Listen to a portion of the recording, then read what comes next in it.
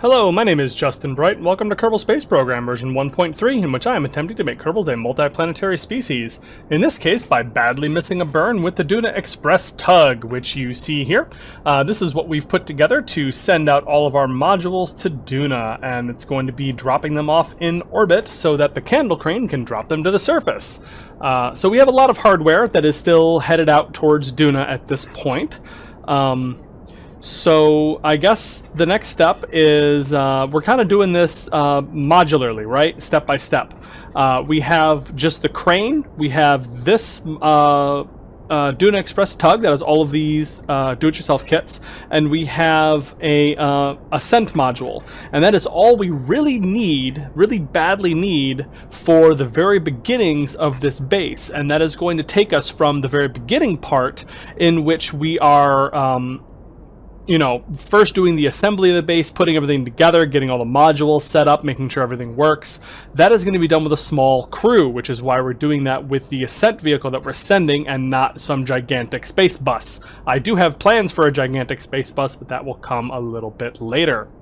Yeah, we're doing this with the absolute minimum amount of hardware that we can, so that I'm not launching 6 or 7 things in a row. I'm only launching 3. Which is really not that bad comparatively. So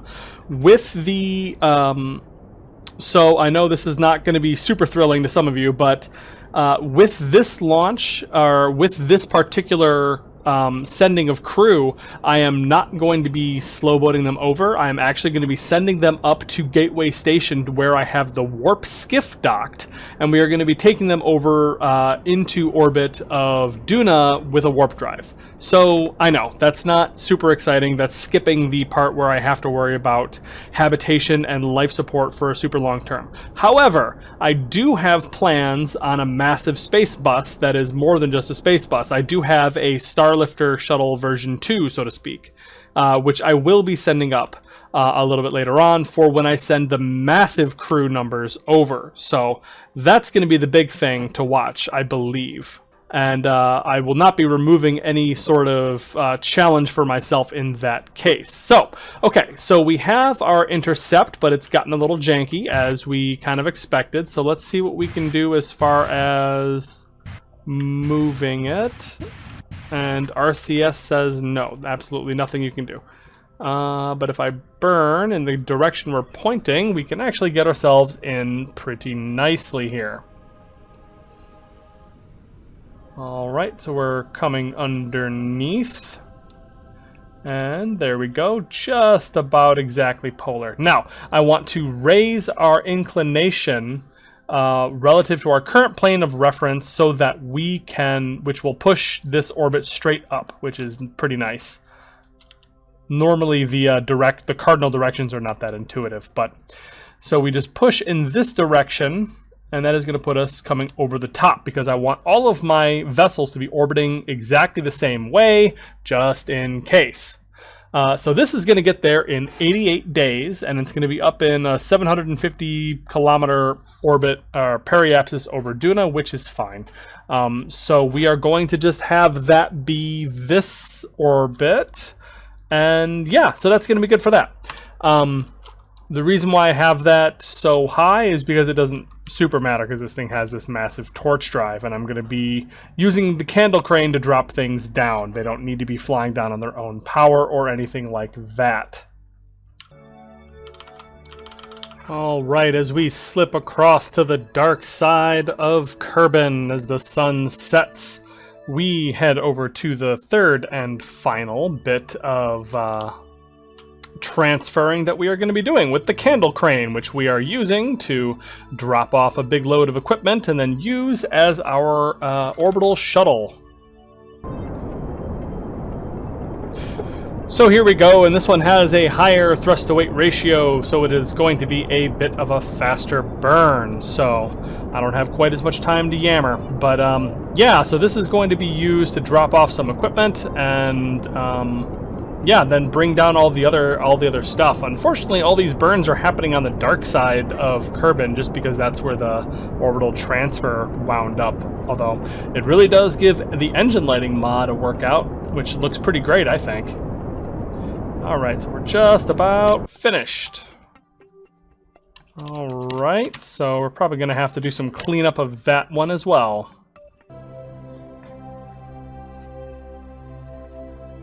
Alright, so here we have the candle crane with the newly added communitrons, which I may have had to revert to a previous save, send up an engineer, attach some communications devices, and come back down really quick before I sent this one off. Sigh. It was a little bit of a pain in the butt, and I did not get that recorded, but anyways, we're here again, we're back out, and we have our trajectory that takes us to Duna with the third of our 3 vessels. So we'll just drop this in. So we're looking at 81 days, 86 days, and 91 days for the 3 things that are heading out there. So once again, we will be doing a little bit of time warping forward and getting that all taken care of. And then we can actually start executing this mission, which is very, very cool. One thing we may want to do in the meantime, however, so we have here once again something to do in the meantime. 3, 2, 1 launch. Yet another do-it-yourself kit that I'm sending up to Minmus. So we've got a pretty basic rocket here. A couple rat-tight engines, 3.75 meter stage, blah blah blah blah blah. You know the drill. We'll see you in orbit.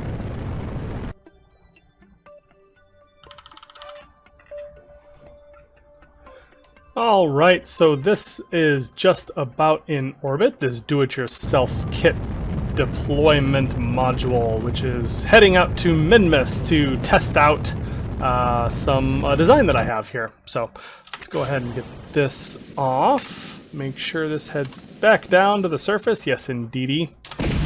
And we can fire up these engines. So this is my standard do-it-yourself kit lander that is bringing out something that I'm calling the HAB module, which is going to extend the habitation time at Minty Station, because I know that's my bottleneck. I determined that in the last episode. There's the other ones have upwards of a year. That one only has like 300 days or so.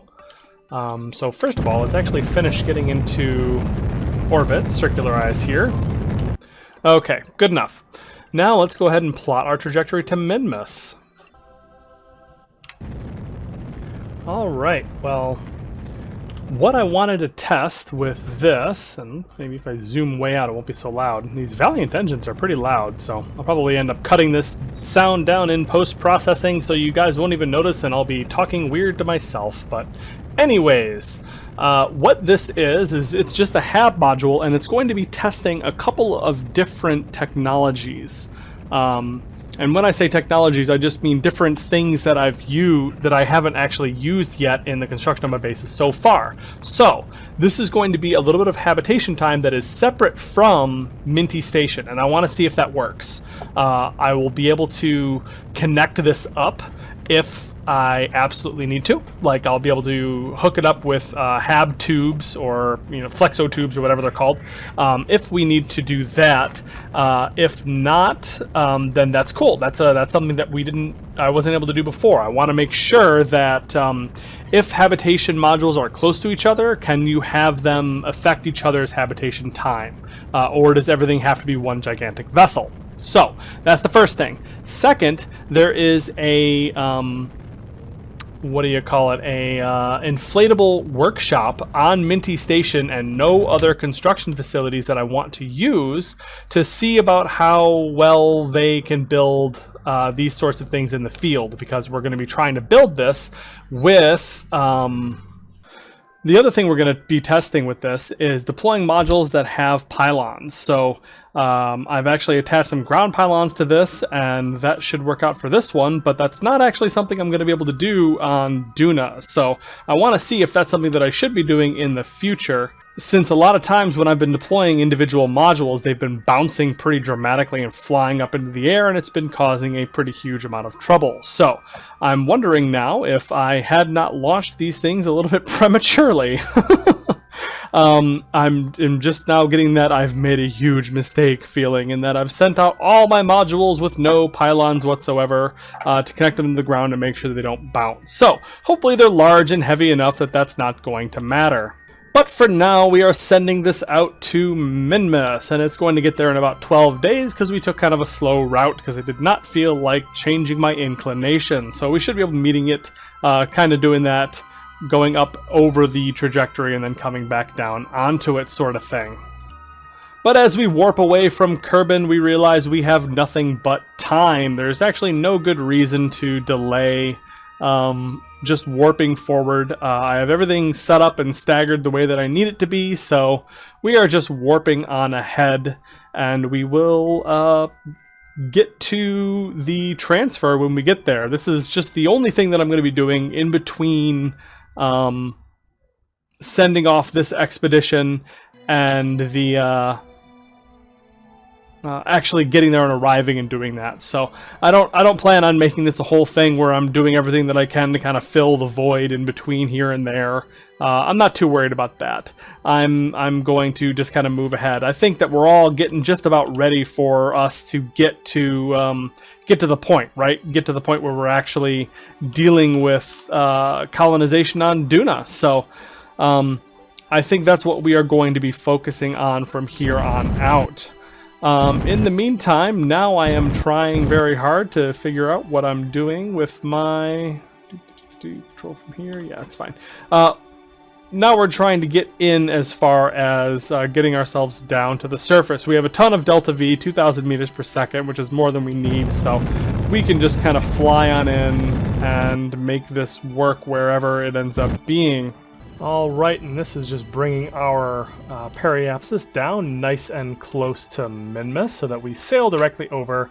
There's going to be some rotating, but we should be moving along the path so that it's not so far away when we actually get to the point where we are above the moon.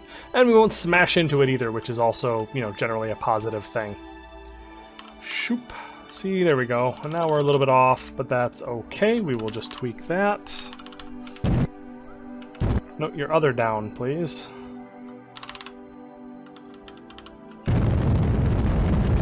There we go.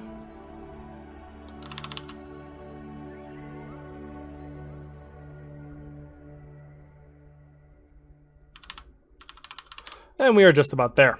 Very nice. So I'll just turn this on surface retrograde as we are flying overhead. And we can set Minty Station as our target. As the camera rotates around as it figures out what I'm trying to do. Trick is to not let myself get so impatient that I time warp directly into the surface. This would not be the first or the last time that that actually happened, of course.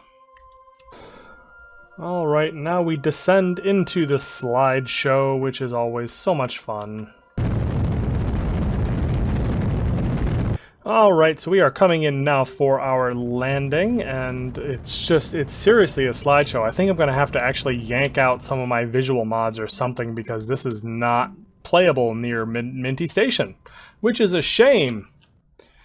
I still want to be able to use these bases, as I've been trying to mention, is that I actually like these. I like the way these are set up. It's a little bit difficult because these are things that we've been kind of learning together on. I've been putting these together as I've been learning how to play, as I've been learning how to do these things. So this is definitely something that I want to like kind of capture these learnings, right, and keep these lessons active and alive in how we troubleshoot from the beginning, right? Like as opposed to the Duna bases where I'm basically building those from scratch to solve all the problems that I've figured out with this base.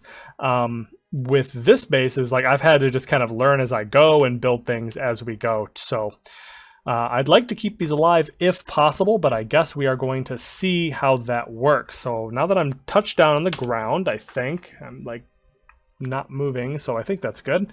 We're going to detach this container, and we are going to fly this lander up a little bit, and I did include explosives on it so we can go ahead and blow this thing up. Okay, bit of a rocky landing, but looks like we are touching down frame by frame.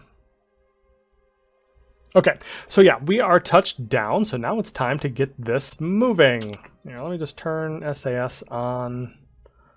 I guess you can kind of just hold yourself up or something. That's fine, I don't care. Switch over to Minty Station. We are going to save our game. And two things that we would like to do. First, yes, I know. Homesickness. Why homesickness again? Didn't I just fix this?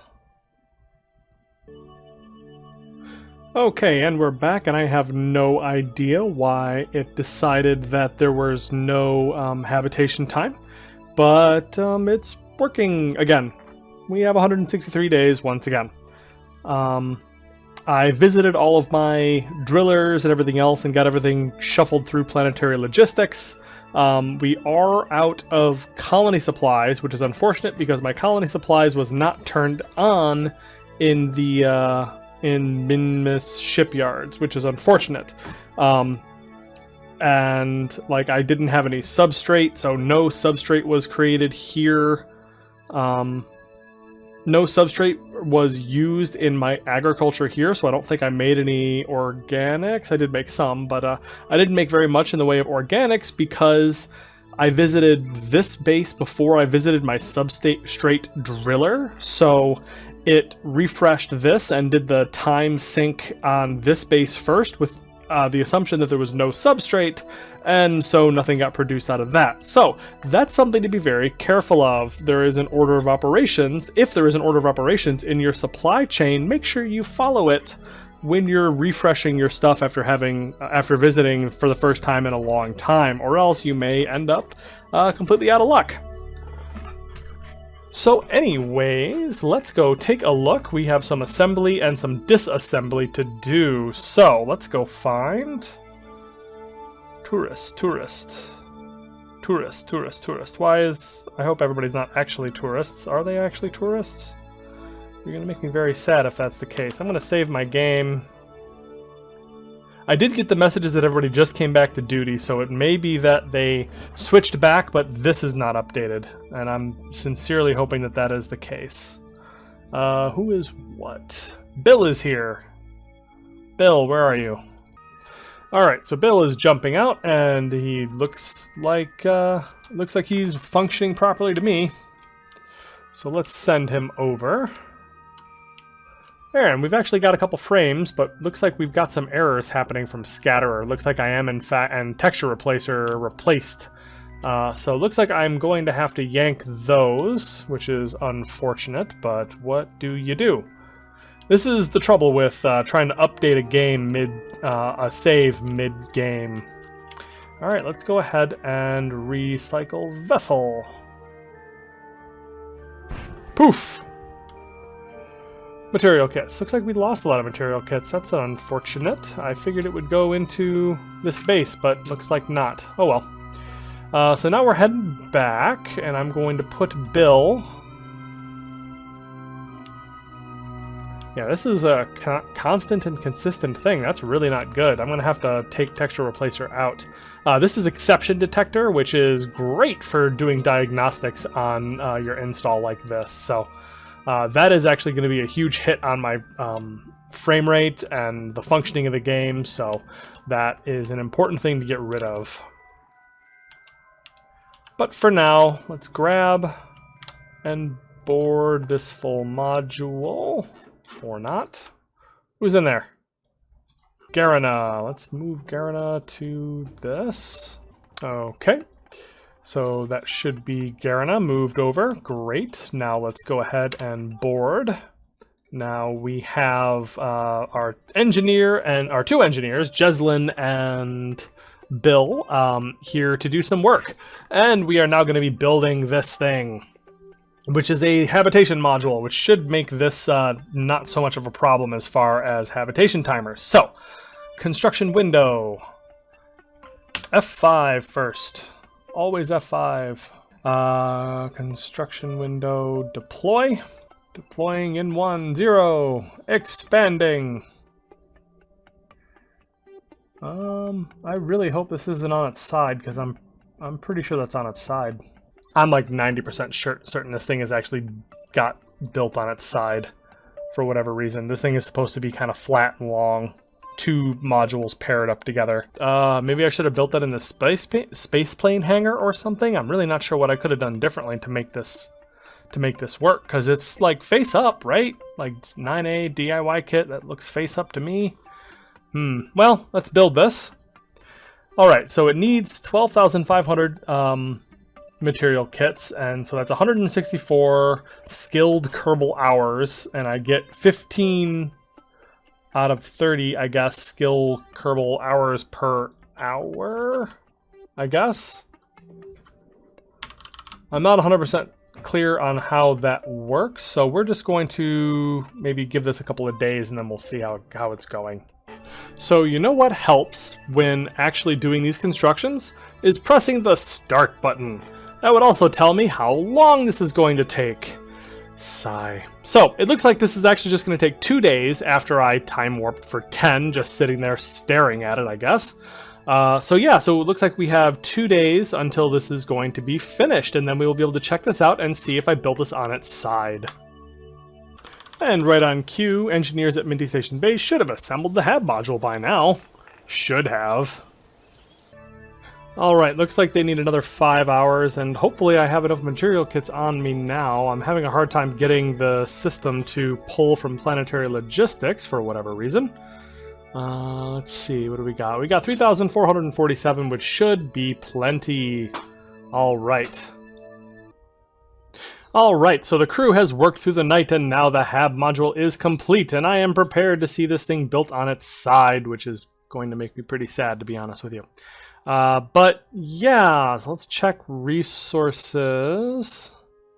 We're going to want to give it as much machinery as we can, but we may just need to, instead of transfer, I don't want to transfer out of the actual vessel bits, like the actual converters here, so I think we're just going to let this be. And 3, 2, 1, launch. Oh! Cool. Okay. Ha! Ooh, I was really worried. Yeah, I was worried that that was going to be flipped over on its side because it was building vertically like that, but it looks like it's actually set itself up pretty nicely. Don't bounce, don't bounce, don't bounce. It did not bounce! I am so happy it did not bounce.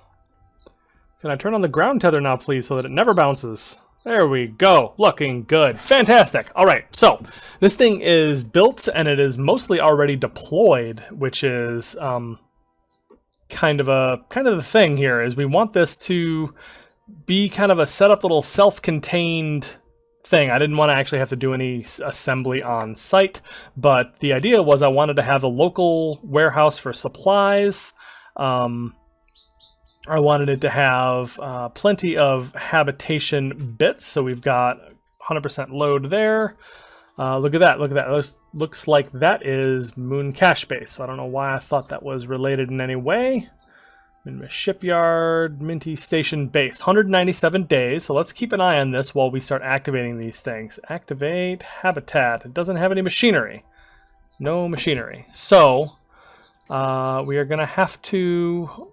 Shoot, does machinery... I'm not sure that machinery actually is something that you can pull out of planetary logistics, but let's switch back over here.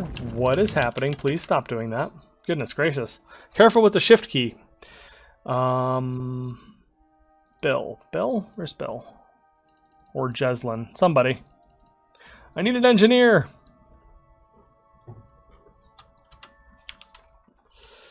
Alrighty, so let's go do maintenance on these, which is the problem with actually having this disconnected, is you're not caught by auto maintenance. But just this once, I think we can deal with that. As I approach and perform maintenance, but I'm not 100% sure I actually have any supplies nearby. I'm not sure that that actually will work. No, it does not. Shoot. Maybe with local logistics. Shoot, that's another thing that specifically does not work with local logistics. Arg. Okay. Well, I think we're going to have to figure out some other way to get this fixed. I think there must be something that I can do to send over some machinery, possibly from Minmus shipyards, because that actually has the production capability for machinery. So I should be able to figure something out with that, but I am all out of time for this episode. If you enjoyed this one, please share and subscribe, and I will see you next time.